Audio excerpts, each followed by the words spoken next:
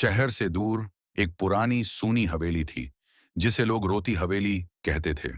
यह हवेली किसी जमाने में अंजलि और अमन के प्यार का गवाह थी। दोनों एक दूसरे से बेपनाह मोहब्बत करते थे और जल्द ही शादी करने वाले थे। एक रात अमन को किसी जरूरी काम से शहर से बाहर जाना पड़ा।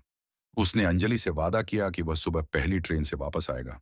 अंजलि ने उसे हंसकर विदा किया, लेकिन शायद उसे नहीं पता था कि वह उसका आखिरी अलविदा होगा। अगली सुबह पहली ट्रेन कभी स्टेशन नहीं पहुंची। रास्ते में एक भयानक हादसा हुआ और अमन उन यात्रियों में शामिल था जिनकी घटनास्थल पर ही मौत हो गई। यह खबर सुनते ही अंजलि सदमे में चली गई। उसने अमन के मृत शरीर को देखने से भी मना कर दिया। वह बस हवेली के उस कमरे में बैठी रहती जहां वे दोनों पहली बार मिले थे, और इंतजार करती कि अमन दरवाजा खोलकर आएगा और कहेगा, देखो अंजलि, मैं आ गया। कई दिन, महीने और फिर साल बीत गए। अंजलि ने खाना पीना छोड़ दिया। उसका शरीर कमजोर होता गया, लेकिन उसकी आंखें दरवाजे पर ही टिकी रहीं।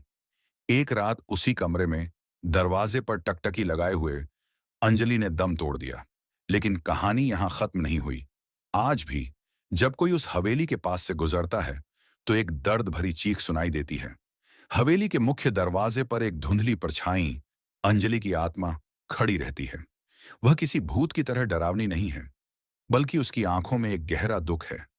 जो भी उस दरवाजे को छूने की कोशिश करता है, उसे अचानक अपने सीने में असहनीय दर्द महसूस होता है।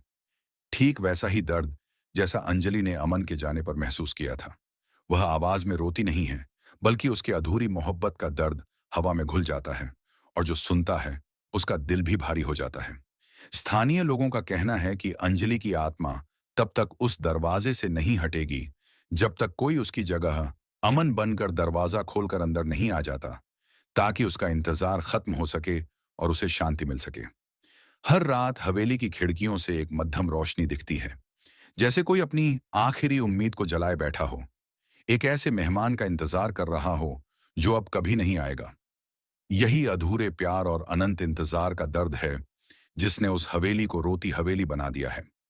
क्या आप किसी और तरह की हॉरर कहानी, जैसे भूतिया, रहस्यमय या सच्ची घटना पर आधारित, सुनना चाहेंगे?